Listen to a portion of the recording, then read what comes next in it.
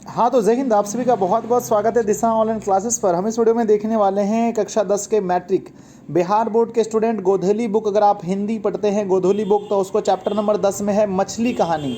और मछली कहानी से मछली कहानी का मैंने है ना, इससे पहले मैंने एक वीडियो बनाया था जिसमें मैंने आपको पूरा स्टोरी बताया था, और दूसरा वीडियो में मैंने आपको ऑब्जेक्टिव कराया। ये तीसरा वीडियो है जिसमें मैं आपको सब्जेक्टिव करा रहा हूँ, जैसा कि मैं हर बार करता हूँ। तो आइए वीडियो को स्टार्ट करते हैं।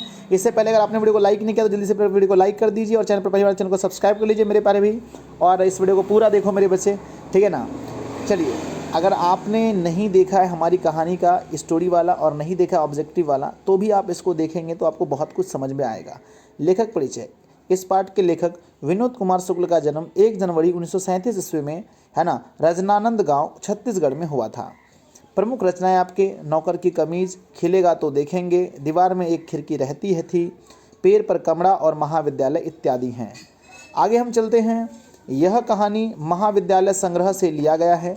आपको 1990 में साहित्य अकादमी पुरस्कार मिला। ऑब्जेक्टिव में क्वेश्चन आया था कि साहित्य अकादमी पुरस्कार कब मिला, तो 1990 में। पिताजी बाजार से 3 मछलियाँ लाए थी, जिसमें 1 मछली मरी थी और 2 मछलियाँ जिंदी थी। घर में मछली केवल लेखक के पिता खाते थे। माँ ने लेखक को मछली खाने के लिए मना किया था। मछली को लेकर बच्चे गली में घुस गए थे। संतू मछली को देखकर हिचक रहा था। बच्चे एक मछली को कुआं में छोड़ना चाहते थे। कितनी मछली को? 1 मछली को। अगला है कि दीदी ने बताया था। किसने बताया था कि मरी हुई मछली की आंखों में परछाई नहीं बनती? दीदी ने बताया था। तो आंसर है दीदी ने बताया था कि मरी हुई मछली की आंखों में परछाई नहीं बनती, है ना। दीदी मछली की तरह तरफ रही थी। एग्जाम में क्वेश्चन ऑब्जेक्टिव आएगा कि मछली की तरह कौन तरफ रही थी, तो आंसर मारना है दीदी तरफ रही थी। अगला है हमारा, माँ मसाला पीस रही थी और भग्गू मछली काट रहा था। तो मसाला कौन पीस रही थी? माँ। और मछली कौन काट रहा था? तो भग्गू। भग्गू घर का कौन था? नौकर था। पिताजी ने भग्गू से नरेन के हाथ पांव तोड़ने के लिए कहा था। नरेन कौन था? दीदी का प्रेमी था।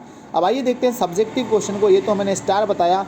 सब्जेक्टिव में कितने क्वेश्चन मैंने कराए देखो, 1 2 3 4 5 6 7 8 9 10 11 क्वेश्चन कराए। अरे भाई साहब, सबसे ज़्यादा कराया मैंने इस चैप्टर में। पहला क्वेश्चन है, झोले में मछलियाँ लेकर बच्चे दौड़ते हुए पतली गली में क्यों घुस गए?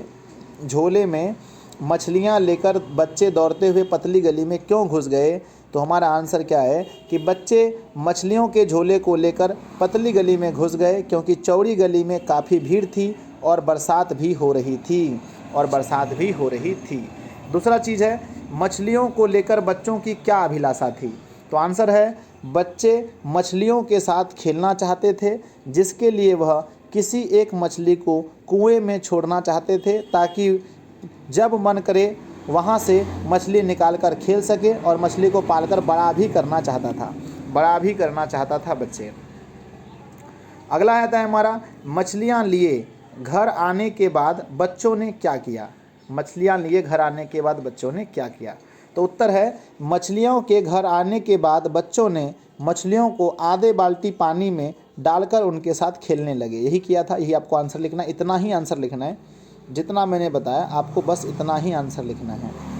अगला क्वेश्चन आता है कि मछली को छूते हुए संतू हिचक क्यों रहा था? ठीक है, ये सबसे ज़्यादा बार एग्जाम में पूछा गया क्वेश्चन है। सबसे ज़्यादा बार, कम से कम 2011 से लेकर 21 तक में 5 बार ये क्वेश्चन आया होगा। मछलियों को छूते हुए संतू हिचक क्यों रहा था? तो आंसर है, मछली को छूते हुए संतू हिचक रहा था क्योंकि उसे डर था कि मछली कहीं काट न ले। अगला है, मछली के बारे में दीदी ने क्या जानकारी दी थी? बच्चों ने उसकी परख कैसे की? तो आंसर है, मछलियों के बारे में दीदी ने यह जानकारी दी थी कि मरी हुई मछली की आंखों में किसी की छवि नहीं दिखती है। इसकी परख करने के लिए लेखक ने मरी हुई मछली की आंखों में अपनी तस्वीर देखनी चाहिए थी। अगला आता है, संतू क्यों उदास हो गया? उत्तर है, मछली को काटते हुए देखकर मछली के साथ खेलने की उसकी अभिलाषा मर गई, इसलिए संतू उदास हो गया। ठीक है ना, इसलिए संतू क्या हो गया? उदास हो गया। मछली को काटते हुए देखकर मछली के साथ खेलने की उसकी अभिलाषा मर गई, इसीलिए संतू उदास हो गया।